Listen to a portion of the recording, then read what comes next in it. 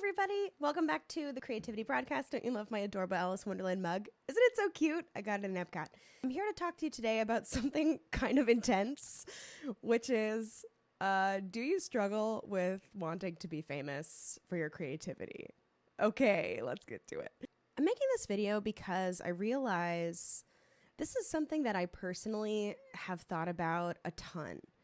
And the more connected I'm getting with a lot of my super creative friends, the more vulnerable my creativity coaching clients have been about their wishes and their dreams, the more that I'm unlocking my relationship with my music and my singing voice, the more I'm just realizing that a desire to be famous in any creative industry, I think, fuels a lot of our dreams when we're younger. And it can also have a really big impact on how we move in our creative careers. It can also get in our way when the desire to receive accolades and be seen and distinguished and recognized in our industry can sometimes it can make it really foggy in terms of how much we're actually connecting with what we love to make and our personal joy and satisfaction. So I think it would do all of us a wonderful service to actually slow down enough to think about our relationship with wanting to be famous. In my book, How to Be Creative in the Age of Digital Noise, there's a section about my voice and this relationship that I had with my singing voice. Part of the story that I tell in the book is how much fun I had being on stage and getting the lead in the play and yada, yada, yada. And a huge part of that, I think, was just this really intense desire to grow up and be a famous actress and singer. I mean, hello, comment if you're like, yeah, me too. There's so many of us. And it brought me so much happiness. And when I developed vocal nodes when I was a teenager, the nodes were kind of a result of me feeling like I was losing some grip and some footing with feeling like I could actually be successful. When I was getting a little bit older, my singing voice, I just thought I needed to push and sound a certain way, and it totally just drove me into the ground. And part of what happened for me was this sort of like, I feel like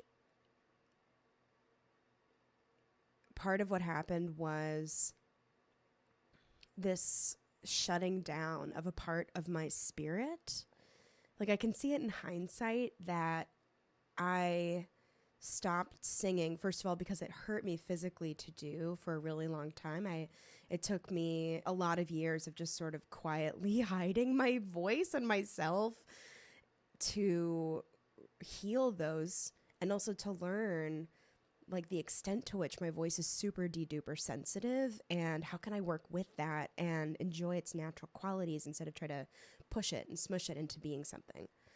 So it's a little weird, but I feel like right now I'm at a point in my life where I have done a lot of healing and a lot of therapy, I got a lot of coaching and a lot of personal support of my own creative life, that I'm actually really glad that I wasn't able to audition for musical theater and, go live the life that I thought I was going to live. So what's interesting to me about this is when I started opening back up and doing a lot of healing work and getting more into my creativity in my adult life, opening that back up, I've shared in some other videos, like when you're opening up a creative dream again, some of what you have to do is like sift through all the gross stuff that like had you put it away in the first place. So there was this really unpleasant period of kind of like going through the muck and handling some self-hate and, mean feelings and kind of getting through that. And, due to my vocal nodes, a lot of that energy was also in my body too. And one of the things that I discovered during that process was that if I want to actively be in my creative spirit in my life, there's some relationship to build with what is my creative passion in an adult way, like in my adult life versus in my child fantasy of what my creative passion was going to be. And I love this question because I think when a lot of, especially if you've like had some traction in a creative career or in a creative industry, you're a musician, you're a filmmaker, maybe you're a Broadway actor, and you're just really struggling with like, to what extent have I been making fame be some kind of toxic driver for me? And how am I losing myself and losing my passion? So I think it's a really cool exploration, is to just sort of give yourself some time. You could even journal and connect with like, oh, what were those like childlike fantasies, you know? And what's fun about that? And what's the difference for me personally between like dancing in the childlike fantasy and reinventing my creative passion so that it can actually be healthy and sustainable and fulfill the needs that I have for it now. So I think it's helpful to draw this distinction: childlike fantasy versus actual sustainable adult relationship with my creativity. So the second thing I want to talk about with this is, so one other thing about this is when I started doing more creative stuff, like I started creating my own music and doing more creative things for my coaching business and talking to more people about their creative passions, I had to sort of reckon with, do I want to be famous? Like really thinking about that. And because it was obviously a pretty big driver for me when I was a kid. And I personally I went to a place where I was like mapping out, like, what would my life be like if that actually could happen? And I didn't really like what I saw. I was sort of like, it seems like a very externally focused life. I think I would be scared about burning out on a physical and a spirit level in terms of whatever kind of creative thing had made me famous. I don't know. It feels so weird to say that while I'm like on YouTube projecting all this out into the world. But I think you all probably understand what I mean. I'm not here actively trying to create a huge following and become famous to fulfill some childhood needs. Like, what this is for me is really different. And even starting this channel, I had to be like, is it okay with me that I'm going to be putting my face and my ideas out there for just anybody to see what might happen? That's super vulnerable. One of many different outcomes is that I become famous. I don't really intend it. It's not really what I'm here to do. That being said, I do have a lot of friends who are in creative industries who are really desiring fame. And so that's fine. In fact, if you are, I say go whole hog. Be responsible for getting that fame. But first, start with really defining what it is that you want to receive from becoming famous, so that you know what it is for yourself. Is it a particular type of recognition that's super important to you? Does it represent something? Is it like a goal that's really in alignment with you? Like maybe you're a filmmaker and actually being nominated for an Academy Award would signify a really specific type of achievement that's super important to you. Cool. So go ahead and write it down, do some journaling, get really, really clear about what that thing is. And then the second piece of this, now this is yours to be responsible for. One of the things that's really maddening is that we kind of grow up with these narratives, like these American dream narratives of like, if you just work hard enough at something, or you're a good enough person, or you're talented enough, you know, the world responds and you receive your due.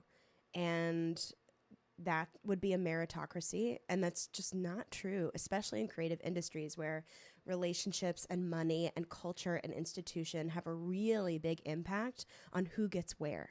So I want to just remove any of that really heavy, like, gotta go do my thing. And if I do my thing, the accolades will come. It's not necessarily true.